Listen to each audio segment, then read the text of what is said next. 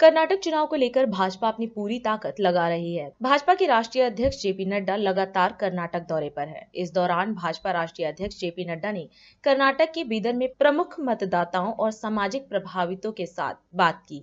उन्होंने अपने संबोधन में कांग्रेस पार्टी पर जोरदार हमला बोला। आगे उन्होंने कहा कि सबका साथ, सबका विकास, सबका प्रयास और सबका विश्वास ये भारत की आत्मा है, जिसको भाजपा पूरा कर रही है।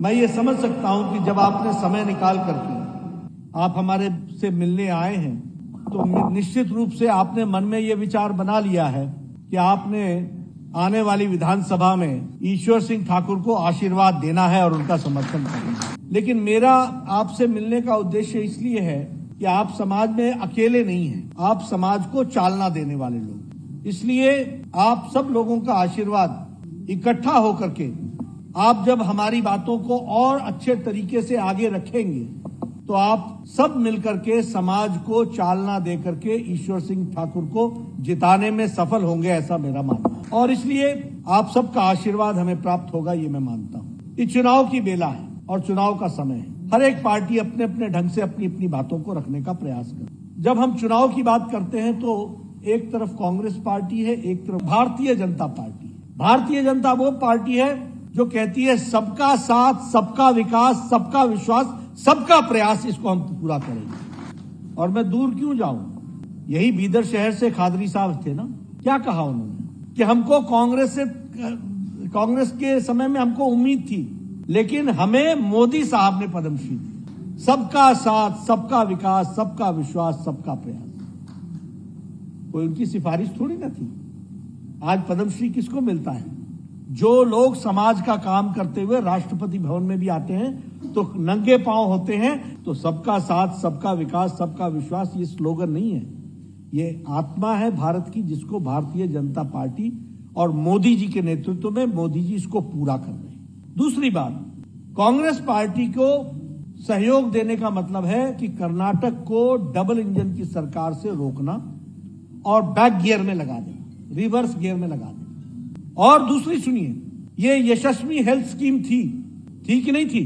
2008 में शुरू की गई थी, यही कर्नाटक में। और जब कांग्रेस की सरकार आई तो उसको वापस ले लिया गया और जो स्कीम चल रही थी उसको भी रोकने का काम किया गया। और अब वह स्कीम 2022 में फिर से शुरू हुई है, ये बात हमको याद रखनी है।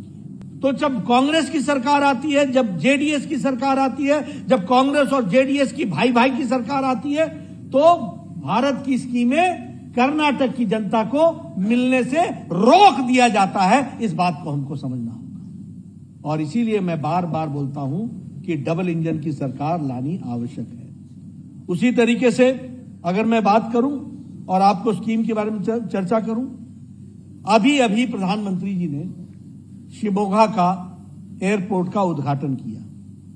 काम कब शुरू हुआ था? 2008 में। रोका किसने था?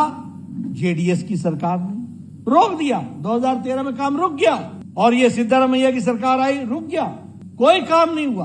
अब जब येडियुरप्पा जी की सरकार आई तो तीव्र गति से काम चला और 3 साल में बन करके वह जनता को समर्पित हो गया। ये बात हमको समझनी चाहिए।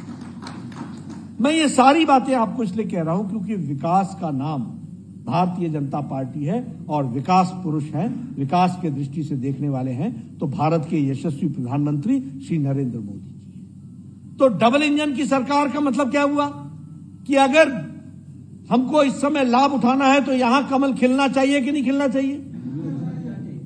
तो क्या आप ऐसी सरकार चाहते हैं क्या जो कर्नाटक के विकास में रोड़ा बने?